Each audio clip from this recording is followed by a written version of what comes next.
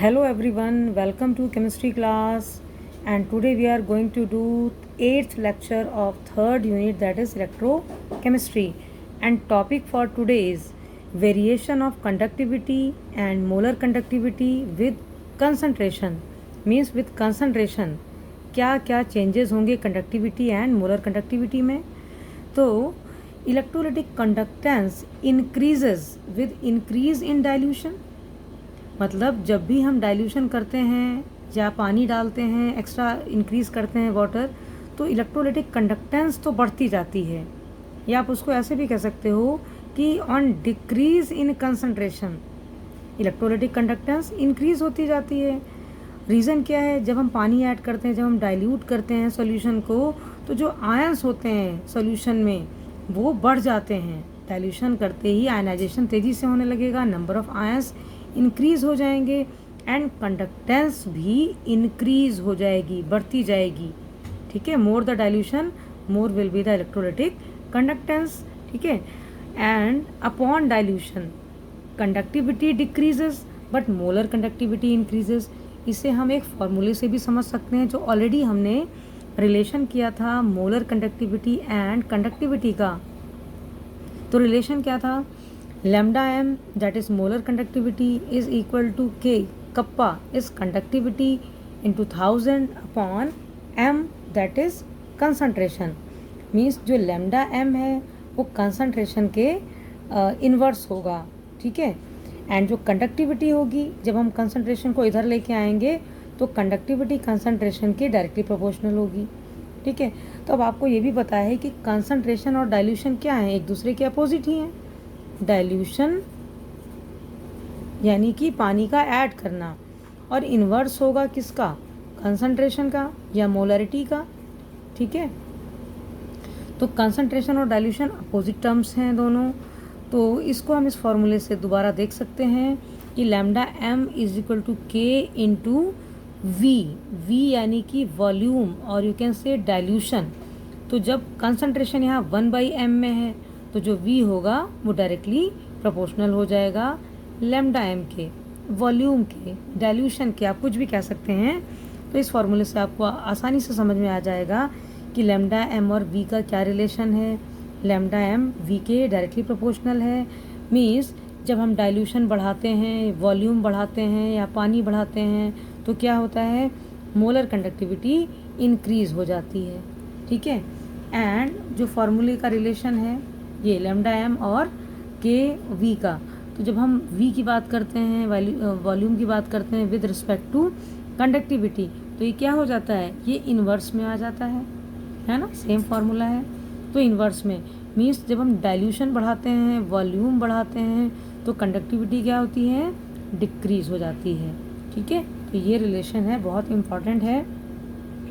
तो lambda m increases and जो kappa है, के है, वो डिक्रीज़ होगा. ये कब होगा? जब हम डाइल्यूशन करेंगे, वॉल्यूम बढ़ाएंगे. ठीक है, अगर आता है इन टर्म्स ऑफ कंसंट्रेशन तो आपको ये देना पड़ेगा कि इंक्रीज़ इन कंसंट्रेशन. अब सब कुछ अपोजिट हो जाएगा. इंक्रीज़ इन कंसंट्रेशन, जो लैम्डा m है वो डिक्रीज़ हो जाएगा एंड जो कंडक्टिविटी है वो इंक्रीज़ हो जाएगी. मतलब डाइल्यूशन और कंसंट्रेशन अपोजिट टर्म्स हैं, तो ये मोलर कंडक्टिविटी भी अपोजिट हो जाएगी. ठीक है, तो आपको कोई भी एक टर्म अच्छे से याद रखना है फॉर डाइल्यूशन और for concentration. Okay, now variation of molar conductivity lambda m with concentration. अब आपको इसका वेरिएशन पता लग गया है कि जब हम कंसंट्रेशन बढ़ाते हैं तो मोलर कंडक्टिविटी पे क्या फ़र्क पड़ता है. ठीक है, तो अब हम स्ट्रॉन्ग और वीक इलेक्ट्रोलाइट्स के लिए वेरिएशन देखेंगे कि कैसे हम वेरिएशन ग्राफिकली कर सकते हैं. ठीक है, तो molar conductivity increases, lambda m increases with increase in dilution और decrease in concentration. Both are same thing. Concentration कम किया तो मोलर कंडक्टिविटी बढ़ गई, या डाइल्यूशन बढ़ा दिया तो मोलर कंडक्टिविटी बढ़ गई. ठीक है, एंड कंसंट्रेशन डिक्रीज़ हो रहा है, और अगर ये कंसंट्रेशन ज़ीरो तक पहुंच जाए, मतलब इलेक्ट्रोलाइट की जो क्वांटिटी है वो बिल्कुल बहुत कम या नेग्लिजिबल ही हो जाए, उस केस में, मतलब when concentration approaches to zero और एट इनफाइनाइट डाइल्यूशन, जब कंसंट्रेशन ज़ीरो पहुंच गया मतलब डाइल्यूशन मैक्सिमम हो जाएगा, ठीक है। तो उस केस में जो लैम्डा एम है, मोलर कंडक्टिविटी है, उसको हम लैम्डा एम नॉट से डिनोट करते हैं। Lambda M is the molar conductivity and naught for infinite dilution और ज़ीरो कंसंट्रेशन। ज़ीरो कंसंट्रेशन पे molar conductivity lambda M naught हो जाएगी, ठीक है। अब इस जो वेरिएशन है हमारा मोलर कंडक्टिविटी का कंसंट्रेशन के साथ में, उसे एक इक्वेशन से हम समझ सकते हैं, साथ में ग्राफ के थ्रू भी समझेंगे। तो variation in is concentration with molar conductivity expressed by Debye हक्कल Onsager equation. ये एक इक्वेशन है जो क्लियरली बता सकती है स्ट्रॉन्ग इलेक्ट्रोलाइट के बारे में कि मोलर कंडक्टिविटी कंसंट्रेशन पे किस तरीके से डिपेंड करती है। तो ये है हमारी equation, Debye हक्कल Onsager equation. Lambda M is equal to lambda M not minus A under root C. Lambda m यहाँ पे मोलर कंडक्टिविटी है, lambda M not is the molar conductivity at infinite dilution. A is constant, ये solvent के लिए अलग अलग होगा, A constant है, एंड सी इज कंसंट्रेशन। इसका बस रूट लिया है according to equation, otherwise C is concentration, ठीक है। और ये आपने अगर ग्राफ की बात हम करते हैं तो स्ट्रेट लाइन की जो इक्वेशन पढ़ी है मैथ्स में, y is equal to M X plus C, उसी में अगर इसकी हम वैल्यू पुट कर दें लाइक दिस, तो lambda M is equal to minus A root C, इसको हम इधर लेकर आ गए और लैम्डा एम को हम इधर लेकर आ गए, ठीक है। इक्वेशन में जस्ट उसको सिंप्लीफाई करने के लिए, तो minus A root C plus lambda M naught. तो y और x का तो हम ग्राफ प्लॉट कर लेंगे, मतलब लैम्डा एम और कंसंट्रेशन का तो हम ग्राफ प्लॉट करेंगे, and minus A will be the slope of the line, and जहाँ पे वो कट करेगा जो स्लोप ये इंटरसेप्ट होगा वो होगा lambda am not, like this. ये हमारा स्ट्रॉन्ग इलेक्ट्रोलाइट का ग्राफ है। तो इसमें क्या है, ये लैम्डा एम हमारा है, ये दिस वन, ठीक है, अंडर रूट सी कंसंट्रेशन। अगर हमने सपोज इलेक्ट्रोलाइट यहाँ पे KCl ले लिया या NaCl ले लिया या सपोज हमने HCl ले लिया, कोई भी स्ट्रॉन्ग इलेक्ट्रोलाइट, तो उसका ग्राफ इस तरीके से ही बनेगा, स्ट्रेट लाइन होगी। स्ट्रेट लाइन इसका मतलब है जो स्ट्रॉन्ग इलेक्ट्रोलाइट हैं वो ऑलरेडी आयनाइज पूरे हो चुके हैं, जब भी हम डाइल्यूशन करते हैं वो कम्प्लीटली डिसोशिएट हो जाएंगे अपने आयंस में 100%। ऐसा कुछ भी नहीं होगा कि कुछ अनआयनाइज रह जाए। तो जितने भी स्ट्रॉन्ग इलेक्ट्रोलाइट्स हैं ऑलरेडी आयनाइज्ड होते हैं, तो हम डाइल्यूशन करते हैं तो भी वेरिएशन ज़्यादा नहीं होता, ठीक है। तो इसलिए बहुत सिंपल सी एक लाइन आ रही है, और इसको अगर हम पीछे तक एक्स्ट्रापोलेट करेंगे, बढ़ाएंगे, तो इस लाइन पे वो कट करती है।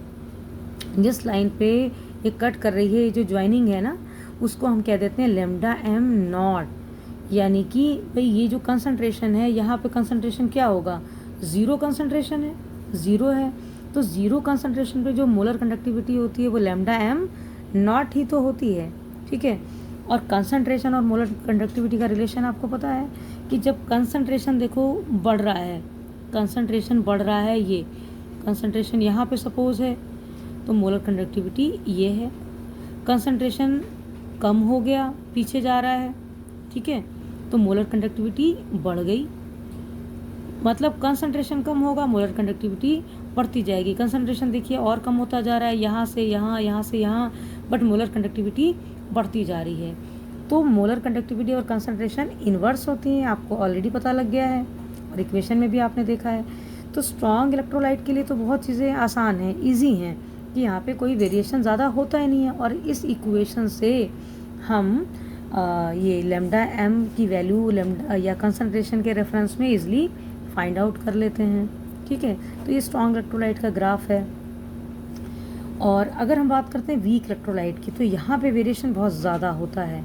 आप देख सकते हैं ग्राफ को अगर आप कंपेयर करोगे तो यहाँ कोई वेरिएशन है ही नहीं, सिंपल एक स्ट्रेट लाइन।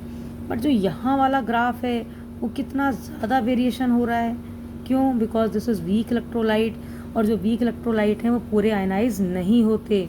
मे बी 80% हो, 90% हो, 50% हो, जितना मर्जी जो भी होगा वो 100% तो एटलीस्ट आयनाइज नहीं होंगे, कुछ अनआयनाइज रहेंगे और कुछ आयनाइज्ड हो जाएंगे। तो इसलिए वीक इलेक्ट्रोलाइट को हम इस ग्राफ के थ्रू या इस इक्वेशन के थ्रू इसकी मोलर कंडक्टिविटी हम कैलकुलेट नहीं कर सकते।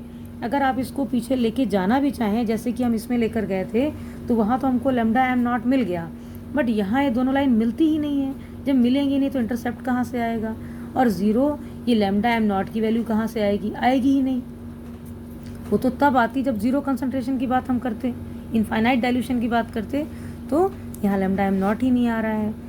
ठीक है, तो अब इस प्रॉब्लम को कैसे सॉर्ट आउट किया जाए कि स्ट्रॉन्ग इलेक्ट्रोलाइट को तो हम इजीली कंसंट्रेशन वैल्यूज़ निकाल सकते हैं या मोलर कंडक्टिविटी निकाल सकते हैं, बट वीक इलेक्ट्रोलाइट को निकालने के लिए हमारे पास एक नया लॉ है, that is called Kohlrausch law, very important. और उस लॉ से हम वीक इलेक्ट्रोलाइट की एंड स्ट्रॉन्ग इलेक्ट्रोलाइट दोनों की ही molar conductivity at infinite dilution easily निकाल सकते हैं। तो अब हम देख लेते हैं Kohlrausch law. And for weak electrolyte dissociate to much lesser extent so that lambda m is low as compared to strong electrolyte। तो यहाँ पे जो मोलर कंडक्टिविटी होगी उसकी वैल्यू भी बहुत कम होगी, क्योंकि ये वीक इलेक्ट्रोलाइट डिसोशिएट ही उतना ज़्यादा नहीं होते। बट स्ट्रॉन्ग के केस में जितने ज़्यादा आयंस प्रोड्यूस करेंगे उतनी ज़्यादा ही मोलर कंडक्टिविटी होगी। And variation of lambda M with concentration is large. जब अभी मैंने ग्राफ दिखाया था कि जो वीक इलेक्ट्रोलाइट का जो ग्राफ होगा वो उसमें बहुत वेरिएशन होगा, ठीक है, जबकि स्ट्रॉन्ग में वेरिएशन नहीं होगा। तो variation of lambda M with concentration is large, so lambda M not यानी कि molar conductivity at infinite dilution can not be obtained by this graph. So lambda M not for weak electrolyte can be obtained by Kohlrausch law. जैसा अभी मैंने आपको बताया कि Kohlrausch law से हम वीक इलेक्ट्रोलाइट के लिए भी lambda M not easily find out कर सकते हैं। तो ये है क्या Kohlrausch law? Kohlrausch law of independent migration of ions. Basically Kohlrausch law क्या कहता है, उसके अकॉर्डिंग कोई भी इलेक्ट्रोलाइट है, चाहे वो वीक है या फिर वो स्ट्रॉन्ग है, उसमें जितने भी आयंस इन्वॉल्व हैं, केटायंस एंड एनायंस, उनकी खुद की particular molar conductivity at infinite dilution होगा। वो दूसरे पे डिपेंड नहीं करेगी कि आयन वो कहीं पे भी किसी भी इलेक्ट्रोलाइट में हो, उसकी वो conductivity, molar conductivity always fix रहेगी। ठीक है, तो this law states that lambda am not वो क्या है, लिमिटिंग मोलर कंडक्टिविटी। इसको हम लिमिटिंग मोलर कंडक्टिविटी भी कह देते हैं या फिर molar conductivity at infinite dilution भी कह देते हैं। तो limiting molar conductivity of an electrolyte can be expressed as the sum of the limiting molar conductivities of cation and anion. मतलब किसी भी इलेक्ट्रोलाइट में जितने केटायन एनायन यूज्ड हैं उनका सम कर देंगे कंडक्टिविटीज़ का, तो उस पूरे इलेक्ट्रोलाइट की कंडक्टिविटी हमें मिल जाएगी। तो फॉर एग्जांपल लाइक अगर हमको KCl तो स्ट्रॉन्ग इलेक्ट्रोलाइट है, लिमिटिंग मोलर कंडक्टिविटी अगर हमें KCl की फाइंड आउट करनी है, इसका मतलब है हमारे पास K+ यानी केटायन की मोलर कंडक्टिविटी होगी eight infinite dilution and anion की भी मोलर कंडक्टिविटी होगी एट इनफाइनाइट डाइल्यूशन। दोनों को हम ऐड कर देंगे और हमारे पास इलेक्ट्रोलाइट की लिमिटिंग मोलर कंडक्टिविटी आ जाएगी। ठीक है, अब अगर हमारे पास सपोज ऐसा कोई सॉल्ट है जहाँ पे लाइक CaCl2 है, तो कैल्शियम का तो एक आयन है, एक केटायन है, लेकिन क्लोराइड के 2 आयन हैं। तो जितने नंबर ऑफ आयन्स होते हैं उस नंबर से उस पर्टिकुलर आयन की कंडक्टिविटी को हमें मल्टीप्लाई करना पड़ेगा। तो lambda naught of Ca2 positive and plus 2 into lambda naught of chloride ion. ठीक है, ऐसे ही अगर हमारे पास सॉल्ट है एल्युमिनियम सल्फेट का, तो आपको दिख रहा है यहाँ पे Al2SO4 थ्राइस, मीन्स 2 केटायन है एल्युमिनियम के और 3 एनायन है सल्फेट के। इसका मतलब है lambda naught of aluminium sulphate is equal to 2 into lambda naught of Al3 positive plus 3 into lambda naught of sulphate ion. ये 2 और 3 क्यों रखा गया? 2 फॉर 2 यहाँ पे एल्युमिनियम आयंस हैं एंड 3 फॉर 3 यहाँ पे सल्फेट आयंस हैं। इस तरीके से जब ये गिवन होते हैं तो इनका हम सम करके इलेक्ट्रोलाइट का मोलर कंडक्टिविटी हम इजीली फाइंड आउट कर लेते हैं। नाउ एप्लीकेशंस ऑफ कुलरॉश लॉ, अभी बताया मैंने कुलरॉश लॉ से हम वीक इलेक्ट्रोलाइट की भी मोलर कंडक्टिविटी इनफाइनाइट डाइल्यूशन पे फाइंड आउट कर सकते हैं। तो फर्स्ट एप्लीकेशन तो यही है कि calculation of lambda M not for weak electrolytes with the help of strong electrolytes. Strong की गिवन होगी, वीक की हम निकाल लेंगे, है ना, by using cations and anions की मोलर कंडक्टिविटीज़। ठीक है, अब आप इसको एग्जांपल से इजीली समझ सकते हैं कि हमें सपोज फाइंड आउट करनी है एसिटिक एसिड की लिमिटिंग मोलर कंडक्टिविटी। अब ये तो है वीक इलेक्ट्रोलाइट, इसको हम ग्राफ से तो नहीं निकाल सकते, लेकिन कुलरॉश लॉ से हम फाइंड आउट कर सकते हैं। तो आप देखिए, जब इसकी हम मोलर कंडक्टिविटी देखेंगे तो ये किन आयंस में टूटेगा, lambda naught of acetate ion and lambda naught of hydrogen ion, because यही आयंस हैं इसमें। ठीक है, तो अब ये आयंस हमारे पास कहाँ से आएंगे, उसके लिए देखते हैं। Lambda naught of sodium acetate, lambda naught of HCl, lambda naught of NaCl, ये तीनों इसलिए लिए हैं बिकॉज जब इनको हम इनके आयंस में तोड़ेंगे, डिसोशिएट करेंगे, तो हमें अल्टीमेटली वही आयंस मिल जाएंगे जो कि हमें रिक्वायर्ड हैं। ठीक है, देखिए ये डिसोशिएट होगा lambda naught of acetate ion plus lambda naught of sodium ion. ठीक है, अपने आयंस में टूट गया। देन ये भी स्ट्रॉन्ग इलेक्ट्रोलाइट है HCl, lambda naught of H plus lambda naught of chloride ion. ठीक है, यहाँ पे HCl है तो H plus and Cl minus. Then lambda naught of NaCl, ये भी स्ट्रॉन्ग इलेक्ट्रोलाइट है, ये किस में टूटेगा, lambda naught of Na plus lambda naught of chloride ion. अब हमें क्या करना है, ये तीनों इक्वेशन हमने सपोज बना ली 1 2 3। अगर हम इक्वेशन 1 में 2 को ऐड कर दें और 3 से माइनस कर दें like this, equation 1 plus equation 2 minus equation 3, तो अगर आप ध्यान से देखेंगे, आप सबको ऐड करेंगे और माइनस करेंगे तो क्या क्या कैंसिल आउट हो रहा है, आप देखिए। Lambda naught of acetate ion plus lambda naught of Na, सारा कुछ हमने लिख दिया, आप खुद भी इसको ऐड करके देखते जाएंगे। तो ये Na प्लस इधर माइनस का Na प्लस कैंसिल आउट हो गया, Cl क्लोराइड आयन प्लस का क्लोराइड आयन माइनस का, ये भी कैंसिल आउट हो गया। अभी हमारे पास क्या बचा है, हमारे पास सिर्फ यही दोनों चीज़ें बची हैं, एसीटेट आयन की molar conductivity, limiting molar conductivity, और हाइड्रोजन आयन की मोलर कंडक्टिविटी। बस इन दोनों को हमने ऐड कर दिया, सो हमारे पास वही मोलर कंडक्टिविटी आ गई इनफाइनाइट डाइल्यूशन पे जो हमें रिक्वायर्ड थी। इसका मतलब है कि हमें जिस भी वीक इलेक्ट्रोलाइट की कंडक्टिविटी, मोलर कंडक्टिविटी निकालनी होगी एट इनफाइनाइट डाइल्यूशन, हमें वो आयंस कहीं ना कहीं से देखने पड़ेंगे कि वो कौन से स्ट्रॉन्ग इलेक्ट्रोलाइट्स हैं जो सेम आयंस में ही डिसोशिएट हों। फिर उनको हम ऐड करके और माइनस करके सिर्फ हम इन दो चीज़ों को ही लेकर आ जाएंगे। ठीक है, तो स्ट्रॉन्ग की हेल्प से वीक इलेक्ट्रोलाइट की लैम्डा नॉट हम निकाल लेते हैं। एक सेकंड एप्लीकेशन है कि calculation of degree of dissociation of weak electrolyte.